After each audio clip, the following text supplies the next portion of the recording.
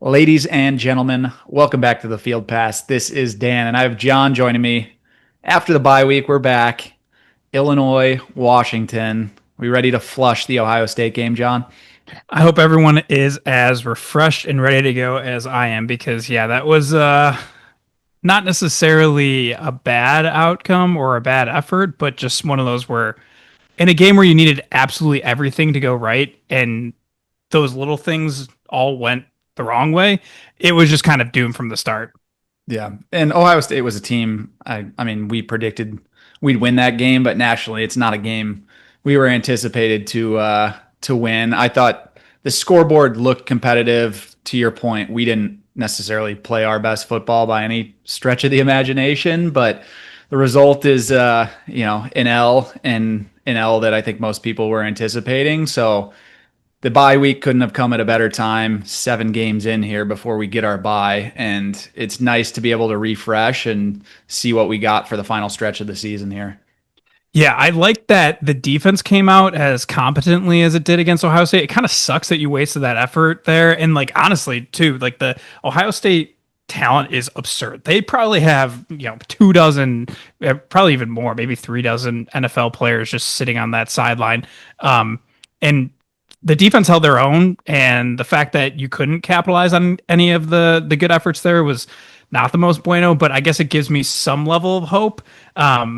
For this upcoming week, but it just stinks because, like, even when Urban Meyer was around, there would still be like the sleepwalk in West Lafayette. There you'd lose to like some game that Ohio State shouldn't because they just happen to have a bunch of draft picks that think they can roll out of bed, and most days they can, Yeah. and they usually do. And in this case, it worked out for them, but felt like one of those where you maybe could have gotten them. But I mean, I'm not going to dwell on it too much. It just stinks that like in what could have been maybe a program changing kind of game that you laid an egg. Yeah, an opportunity to make a statement for sure. But I do think we've graduated out of the, hey, we're the sleeper spot team. I think teams respect us to some degree now, even in Ohio State, where they can't, cruise in there thinking it's 11 a.m. Ryan Field or 11 a.m. in West Lafayette playing a team like that. Like, I think we have the respect of the Big Ten now, which is it's nice to be at that at that place. So it means we've had a good string of success here, and everything's still in front of Illinois. They have an opportunity here with the final 5 games. I think Washington honestly might be the biggest test remaining Yep. here. If you Oh get yeah. through this game this week, then you could run the table here and still make a case for the college football playoff. And to your point about the fact that we get respect now, it kind of stinks because I know that like most fans would know that the whole Ryan Walters effect, and they're not gonna take us lying down type thing. But like the fact that we are now kind of an arrived football program, like you can't just like go and be like, oh well, this is a team from the Midwest that is coming all the way out west and is going to play, with sailgating and all that, and they've never seen this, and it's like, yeah, we're not going to sneak up on anyone anymore in terms of like a Washington team that is very quality. And I know that you and I were there for what the installment at Soldier Field and Oh yeah. and those demons that we need to exercise. So hopefully, Brett's going deep in his bag for some clips this week to show the curb stomping to get the boys motivated. Who is the wide receiver on that Washington team, the super fast dude that torched us in that game? Oh my gosh, I who want to look was this that? up. Yeah, I was gonna say this is great podcasting, but Didn't he, whoever it was, I want to say ended up with like the fastest 40 time in the NFL draft or something along those lines. And wow, that it game at wasn't Soldier John Field was what, Ross. 20, That was what year was 2013. 13? Yeah. Yes. Let's see. Illinois, Washington, 2013. Was that where we had a Marquise safety gaff and he got by Washington got behind No, him? that was Or was that that was different? Oh, that was USF? South Florida. Yes, Yeah. yes, because we were in that game and we were potentially going to win, but then little John Ross. Yeah, you were right. Yeah, John Ross. Kason Okay. Williams, Kevin Smith, and John Ross. I didn't. I said John Ross hesitantly because I know he had the fastest time, and then he hurt himself because he was wearing Adidas spikes and not Nike, and didn't get the $1 million or whatever for running the fastest time. Yeah. But I had forgotten that he went to Washington. I think because the Bengals drafted him, I kind of just threw him into the middle of America or maybe the East Coast and thought maybe he was like a fast guy from the ACC or something like that. But yeah, that I'm looking at definitely. this box score. We lost that game 34-24. That was at Hmm. Soldier Field Yep. early in the season too. And Yep. their quarterback, a guy by the name of Keith Price, went 28 for 35, 342 yards, two touchdowns, and on top of that, Bishop Sankey ran for 208 yards on Yep. 35 carries, scored a touchdown. Meanwhile, Shieldhouse 9 for 25, throwing the ball for 156 and one touchdown, one interception. Donovan Young, Josh Ferguson ran the ball I not think that not was super the effectively, but that was a Ryan Langford 3 catches, 100 yards. Not much offense going in that one. I think that was the week after Munchie Legault's ankle was hanging off of his knee. The So that Cincy was game.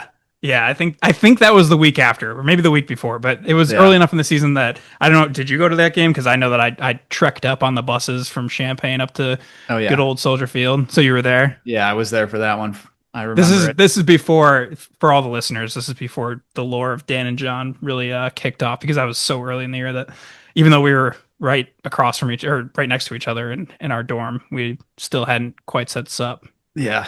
So I don't know. I don't even know if we played Washington since. And I still don't believe I Washington's think we like a played them Big the Ten. year after, right? Oh, yeah, I I think think you're that right. was Because the we second of the we home did and go home. to Yep. Washington Hmm. for the follow-up Yep. game. And I think they And got torched. That stopped. was the Yeah. game. I Yeah. think that was the game where John Ross might have I, gone crazy on us because he maybe. didn't do much in the game at Soldier Field. But regardless, I still don't think Washington is a Big Ten team.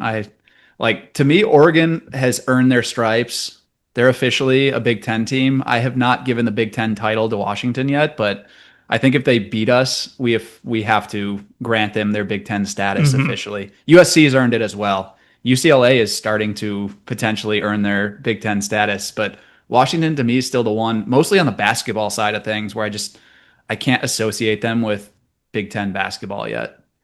Yeah, yeah. I feel like if they can conquer the Big Ten West and us coming into town and beating us, then yeah, they probably earn their stripes. It's I mean, honestly, even Jed Fish, it's like I know that this is his second year, so it's not like such a new concept to him, but even listening to a bit of his press conference that he had today, he was talking about how, oh, Big Ten football, you don't know how many possessions you get because, the game against Michigan, it was just kind of like who can sit on the ball more, and it's not the Pac-12 after dark where you're just lighting it up and going 63 to 60 ball games out here. So a little bit of a vibe change. And I still worry though, because like that matters when the West Coast team is traveling to the Midwest or to the East Coast. But I feel like when we go then to out West, it's just like, well, I don't even know what we're doing out here. What's Yeah. what's going on? They're going to score a million points on us. We don't know what the forward pass is. Their offense is certainly dynamic. One of my favorite quarterbacks in the country, Damon Williams Jr., Yep. is super explosive running the ball. He looks like Bryce Young playing football, but he's even slipperier. Like he's got Lamar Jackson qualities running the ball. He's not the biggest guy, but he's been putting up some incredible numbers. And to go with it, they have Jonah Coleman, who I think is maybe the second best running back in the country behind Jeremiah Love. He's been unbelievable. He's a big bruising back. He can run. He could put up Bishop Sankey type of numbers, Yeah. and those two together. You put a couple good receivers on the perimeter. Denzel Boston can go up and get one, and Beast. they have a pretty explosive offense. And you're going to need to have some readiness coming into this one, similar to the game plan that I thought was, you mentioned it earlier, somewhat effective against Ohio State prior to the bye week. I thought our defense was able to slow down Ohio State's running backs. I think they only ran collectively as a running back room for about 100 yards, which all things considered was well done. So that some of the adjustments we put into place for that week worked. You get the extra week this week and see what you can dial up. Yeah, I honestly I feel like for a guy like Jonah Coleman, the comp is I think about that play last year that Caleb Patterson had against I think it was Nebraska where he caught like a swing pass and like bounced off of four Nebraska defenders. This wasn't like an FCS opponent. I think it was Nebraska if memory serves, even though it was only last year. But like he just takes up the sideline after bouncing off of 4 or 5 dudes, and it was like something you'd find in a video game where people are like, "Wait, how does this video game make sense? This isn't real life." And then you see a guy like that do that last year. And I find myself comparing the two in terms of, like you said, these bigger backs that can be very athletic but break tackles at will. And then the thing too that I'm kind of pissed about, Demond, I know that you love him. I like this Washington team in general. This was a team that them adding Ryan Walters was kind of a boon for them, I feel like, because Fish is such a good offensive mind. And, they've had enough talent come through the program. I mean, they were DBU back in, when we were in college, like the teams that we were just talking about, they consistently churn out top flight corners or even guys who just get drafted. So they've got good enough talent. And the thing that sucks is that, like, Damon, I feel like he used all the interceptions in the game against Michigan. Like I was kind of hoping, like you're losing this game, buddy. Like just save a couple interceptions for next week, please, one time. But I mean, obviously you can't rely on a great player like that having two bad games in a row, and hopefully he can. But it's going to hopefully be a scenario in which their defense was so worn down by Michigan because, I mean, it was kind of a rock fight as we touched on earlier, and it was one of those where their defense was on the field for so long that hopefully I don't think there were any major injuries that came out of that game. I know they have some lingering injuries from prior weeks that could bleed into the game against us, but hopefully it's still one of those, not that you're rooting for injuries, but just these guys being so worn down that we can out physical them at the point of attack on offense. And then on defense, like you just touched on, and like we talked about earlier, some of those adjustments that, you see success against an Ohio State, and hopefully that can translate some confidence into a game against Washington where you're going away, you're going up against a very prolific offense, and hopefully, coming out the other end with a dub. The only injury I saw in watching that game was to the punt shield tight end. He got stretchered off the field, but other than that, there weren't any substantial injuries. So maybe, I maybe think they dial had something two up.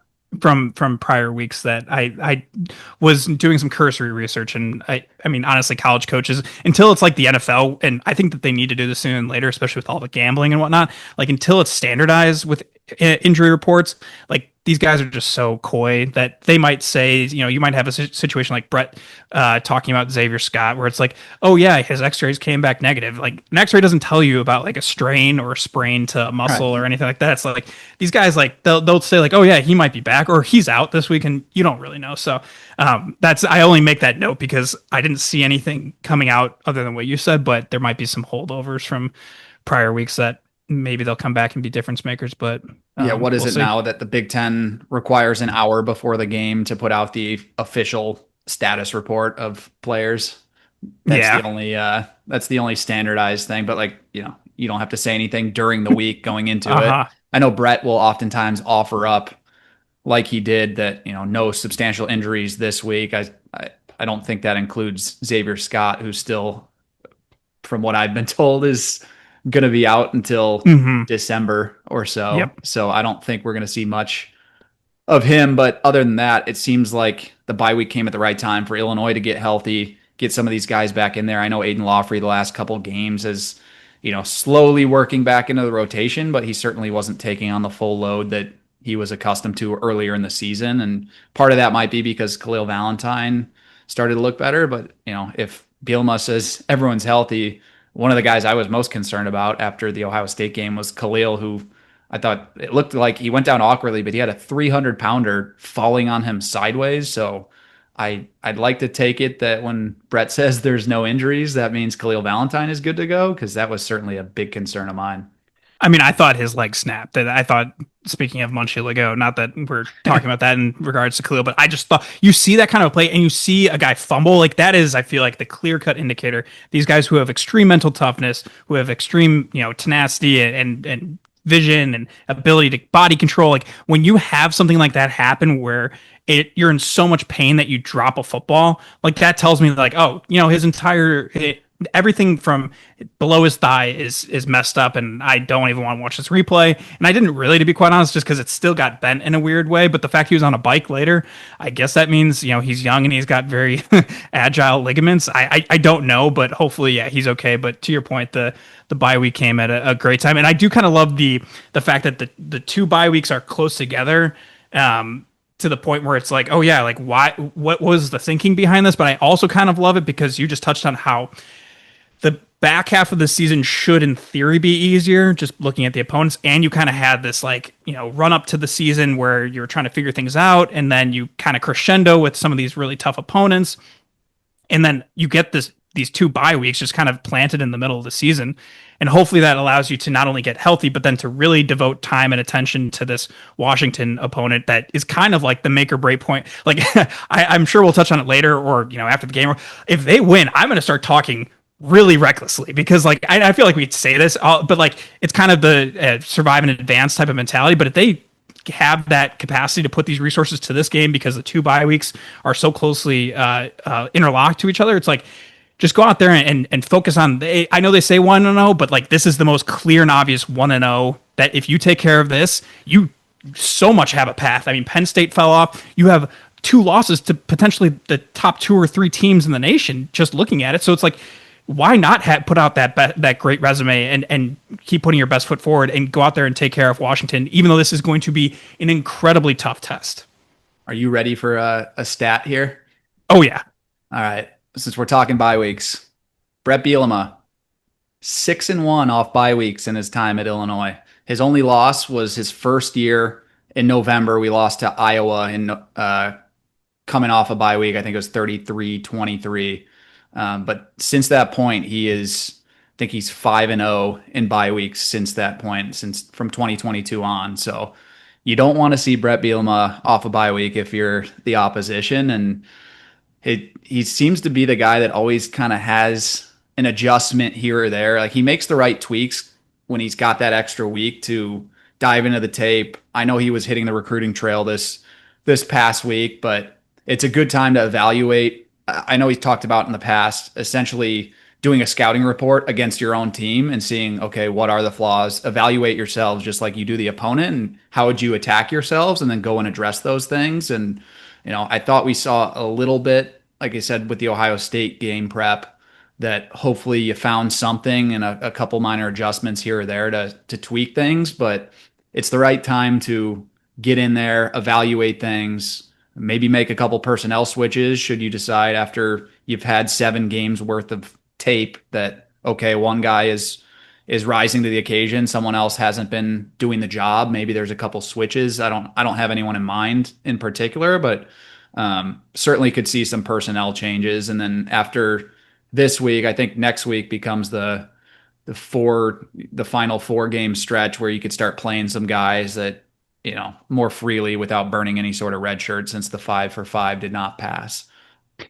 Yeah, the self scout is so important, and I think to your point, like having that sample size of games, they weren't really looking to mess up any cohesion. I think the only time that there was any kind of mix up was when Josh Krutz sat out and they won the Purdue game without him, and that was probably a tactical choice to get him healthy for Ohio State, and it almost bore fruit. But I don't necessarily think there will be any major sweeping changes, but just even seeing how different personnel, being able to take that 30,000-foot view and seeing how the personnel interacted with each other, and maybe, I don't know, mixing something up at linebacker.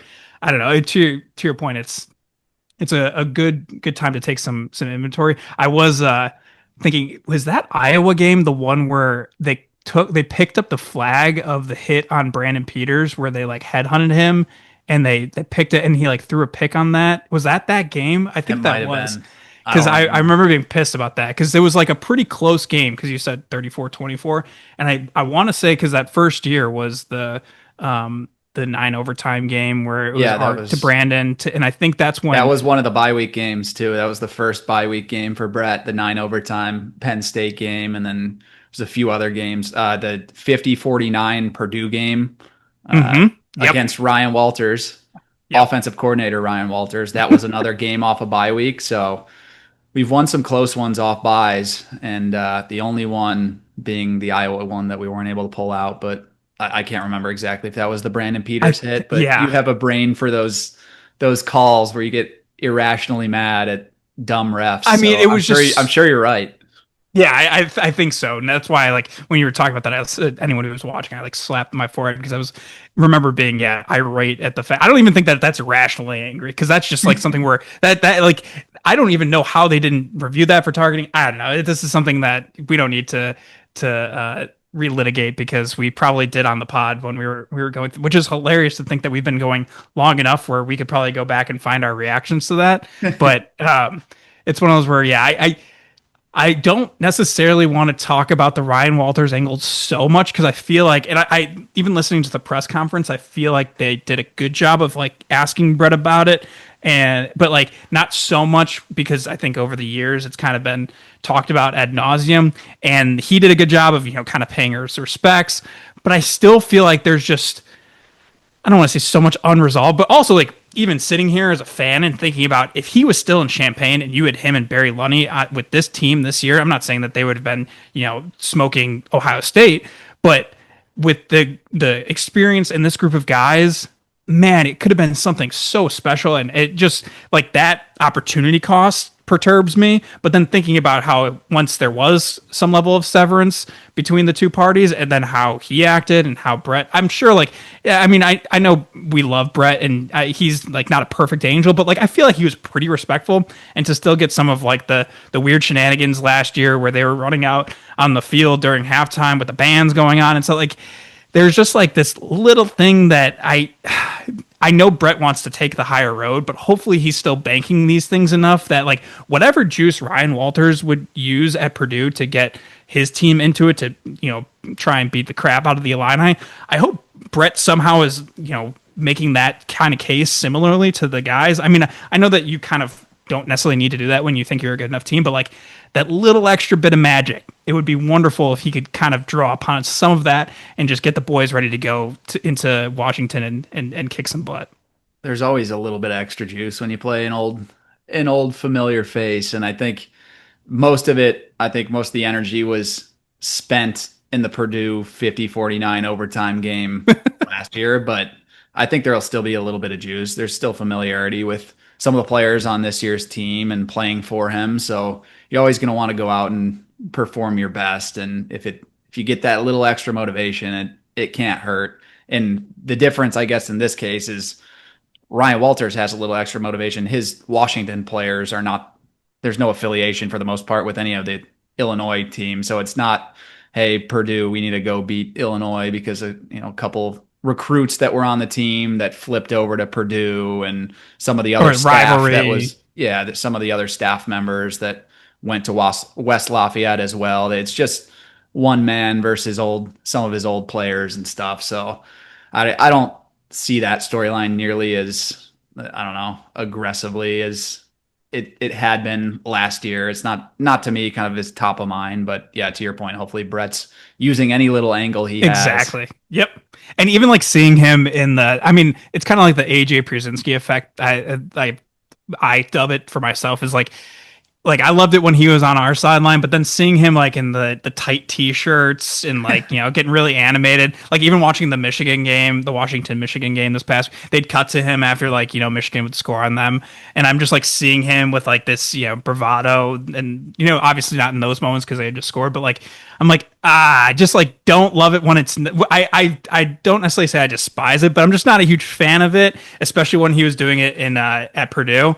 And it's the fact he's still doing it kind of still draws on some of those familiar emotions, but I got to respect the fact that like, yeah, when he was doing it for us, like I didn't care at all. And I loved it because that drew out the best in, a bunch of NFL DBs. But, it's one of those where I just am very worried because the Ryan Walters boogeyman at Purdue has haunted us. And now this is like kind of a weird spot where you're going to a very talented team that, just so happens to have your former defensive coordinator who kind of had your number when he was a head coach at a very like not so bueno rivalry school in the Big Ten. Like it just feels like the perfect confluence of events that little extra juice that to your point, like he doesn't have any history with Washington players against Illinois, but like it's just that little thing on the scale on the Washington side that just makes me even that much more nervous. Yeah.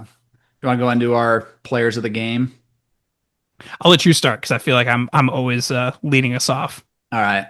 I'm going to go with a guy. I don't think anyone's picked this guy this year, but I think quietly has put together a very nice year.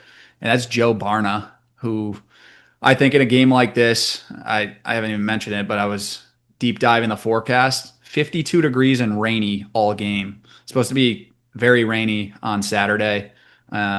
So I think it's going to be a slop fest. It's going to be a game where you're going to need to get to the quarterback. And Joe Barna seems like a guy who's just kind of built for those cold weather games. He's a bull rush master. I feel like every time I see him, he hasn't had too many where he's gotten all the way home to the quarterback, but he's been driving tackles back all season long and kind of tightening the pocket.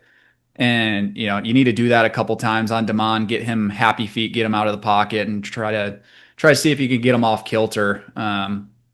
Stick with whatever Michigan's game plan was because they only gave up 7 points, and to your point, I think he had 3 interceptions in that game. So see if you can harness some of that power. And I think Joe Barna is a guy who he's not going to be the highest guy up on the scouting report when you have Gabe Akis and you have some good interior defensive linemen that have generated decent pass rush this year. So I think Joe Barna is a guy who might have a breakout game. So that's my pick.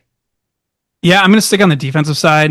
I'm going to go with Matt Bailey just because, to your point, with the weather and the conditions, and even just like the physicality that they need to bring.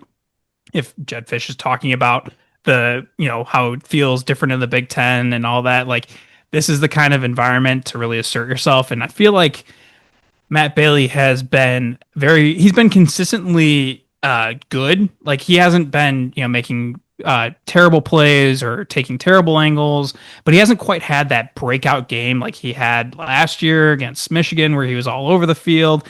I feel like he's not quite stood out and played up to his potential, which is, something that we're all hopeful for, but I don't really think this is too chalky a pick. I was maybe thinking of going like ultimate chalk and calling upon Luke Altmaier and maybe getting some of those vibes I was talking about with Ryan Walters and channeling those. But I think I'm going to go with Matt just because this feels like a game where if you're going to look to assert yourself physically, like he's going to have to be the leader, playing downhill, taking care of these dynamic playmakers. This is something where like whether he's even like a spy because he's athletic enough but big enough that he can take down a guy like Demond, or he can be up in the box to take care of a Jonah Coleman who we were just talking about how he's one of these bigger backs, getting him up near the line of scrimmage so he can make some plays. I mean, even if it's something as simple as a Joe Barna tip ball that falls into his lap and he takes it 70 plus yards for a touchdown, even better. Like this, then we're both happy. But it's one of those where like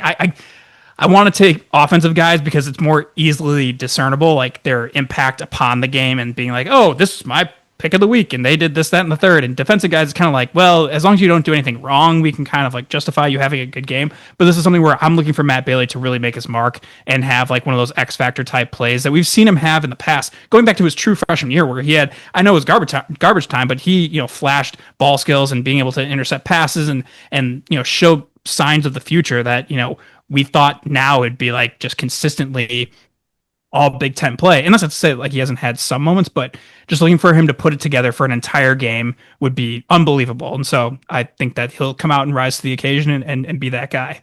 He like Barna, I feel like is built for the sloppy weather game where you can't be soft in those games, and he is probably the least soft, most intense type of player. And those are the guys who usually like weather doesn't affect them. If anything, they play better the worse the conditions get. So I could see him flying around and making some plays. And I don't know, that punch, he and Rosiak with the punch, you get a couple of those on Damon, who's going to be out flailing the ball around. Yep. A couple weird bounces, slippery. Yeah, that's what we need. Yep. Yeah, I like this. I like the way that we're thinking about this. We're not trying to overthink it. We're just playing good Big Ten football. All right. Prediction time. Oh man. Let me go because I got another stat for you here. Washington, 6 of their 7 games this year, they've given up between 19 and 24 points. So super consistent with almost every game they give up somewhere between 19 and 24 points. They're playing us, and that includes Ohio State, who they played. We're a pretty good offense this year, and I think we'll put up a few points, but the conditions to me will kind of neutralize things. So I'm actually gonna go Illinois. Talking about Brett Bielema's 6-1 off a bye week. I like Illinois off the bye week. I'm gonna go 24-20 in kind of not a rock fight, but a battle, a war of attrition to some capacity. We're not going to go out and put up 50 points in this one with the conditions. And I think our receivers have been great this year, but it's going to be tough to throw the ball around. So give me a hard fought 24-20. You do the little things right after not doing the little things right in the Ohio State game and get back on track to see if he can make a run down the stretch. So that's what I got. I'm in the same ballpark, and I just had to pull this up because I in one of the things that I forgot to mention, but have been thinking about in terms of like not an actual revenge factor, but Ethan Malcheski, he's at Washington. Oh yeah. It's bizarre though that they haven't given him a shot because the Grady Gross, sorry, I usually am not listening to their broadcast at full volume, so I don't know how you pronounce his last name, but some of the kicking he's done has been gross because he's 75%. I mean, 6 of 8 is not necessarily like that bad, but still 75% on the season doesn't instill a lot of confidence, and he's missed like some not so long field goals. So it's one of those where I feel like it could come down to that where it's 21-20 and they're driving and then they've got a field goal with maybe some slippery conditions. And then this guy, I just, maybe they put out Malcheski to get some revenge on us. And then he puts one right down my throat. And then I'm sad that I didn't predict them to win 23-21, but I'm going 21-20. Good guys. We get off the schneid, get right back into that playoff conversation, and you and I start talking wild next week. The special teams edge from Illinois. I can personally guarantee that there will be no punts knelt down in this one. Oh my gosh. Yeah, that was for a season that just like has had so many weird things happen like that. Like the fact that you then have that, like like that just can't happen. It can't happen. But hopefully, once again, talking about Washington special teams not being quite up to snuff, maybe they bail us out if we have a bad special teams play. But like, you just can't. It's the whole thing. Brett says this too. It's like more games are lost than they're won. Like you just can't lose the football game, especially to a team like Washington that, we saw it last week with them having some untimely turnovers and them maybe not having the best kicking operation, their defense being worn out. Like this is primed for them to lose the game. Now that doesn't mean you just kind of like go out there and whatever happens. You still got to take it to them, but you just can't be dumb. You can't be stupid. Can't be having dumb penalties. Can't be doing anything stupid after the whistle. Can't be trying to hold a guy on a punt return or a kickoff return when if he's outside of your frame, just don't hold him. If you see his numbers, don't touch him. Just don't do anything stupid. Don't put your knee on the ground if you're catching a punt from the long snapper. Figure out the long snapping operation. Just like don't lose the football game. If you lose a football game like this, it's like going to start some kind of craze where people are going to start talking about how this program isn't actually good because last year they got really lucky and this year they haven't beaten a good team. And I just don't want to hear that because it's not true. But then at the same time, like you can't go out there and be the football 101 team and then not football 101. I like that rant right there. The punting situation though, I do have to say this, going back to that at Indiana, going to that game when we had the punt block. This Indiana fan that was sitting next to me was trying to talk to me. He's like, "How do you know so much about?" Because I was pulling some deep cuts, talking about Taven Jackson and how he went to Center Grove, or asked if he went to Center Grove High School. And this guy's like, "How did you know who our backup QB was from last year and where he went to school?" And I'm like, "You're talking to a certified ball knower here. Of course, I'm going to know your roster better than you. That's how I prove that they're not actual football fans." But I told him when we got the punt block, I said, "Of course." Because I know how much Indiana hates Purdue. I said, of course, we have the Purdue punter, Keelan Cremens, with the Purdue stink on him that's going to blow this. And sure enough, he kneels the ball down. And I think there might be something to be said for maybe we just don't take Purdue transfers from now on because they're always going to have that little bit of Purdue stink on them. And it shows up at unfortunate times. But certainly don't think Brett Bielema will allow him to kneel a punt down ever again. Yep. And I know that we had the, even though it's another Australian, I hand up, haven't watched much tape on him, the commit in the 2026 class, who's Australian, but the guy that was wearing jorts at the game when he showed up for his recruiting visit. I don't know his punting style. I haven't taken a deep look into his, but at the same time, it's like, you can have that rugby style and still have that coached out of you at the college level. It's just more of like, hopefully he is like the answer because this is not to disparage Keelan Cremens. He was all Big Ten last year, but I think some of that might have been the counting stats of him just being on the field so much to punt that he just kind of naturally netted a higher average than your other Big Ten punters. So hopefully, you know what? Maybe that's a bonus X factor. Put it editor, who is actually me, put it in somewhere that bonus X factor is Keelan Crimmins and his bounce back game. I'll figure out some kind of effect to make it look good. But yeah, he's Can you also just edit in a picture real quick of the punting recruit, the new Australian punting recruit wearing the jorts on the sidelines of last week's game because that was electric. Yeah, we'll see how creative I can get. I'm thinking maybe a bonus pick of Keelan over my face, and then a bonus pick of the recruit over your face, and that's just how people are going to get to view the end of the podcast. If it does come down to special teams, I do like David Alano being our kicker because it's rare to have a kicker in college that you're confident in from pretty much any distance, and I have more confidence in him than any kicker we've had, and we've had some good kickers come through the doors, so I like that when it comes to the margins in college football and trying to win the close ones, an inch here, an inch there, a doink here, a doink in there. That could be the factor. Hmm. But Illinois 4.5 point dogs. We didn't even mention that, but Vegas, they're not necessarily buying us right now. That's what I have to say. Yeah. Did That is anyone my new tell? favorite celebration of DBs. I do kind of like this is good, but like I do kind of like that you get the little extra emphasis of but it's not too showy.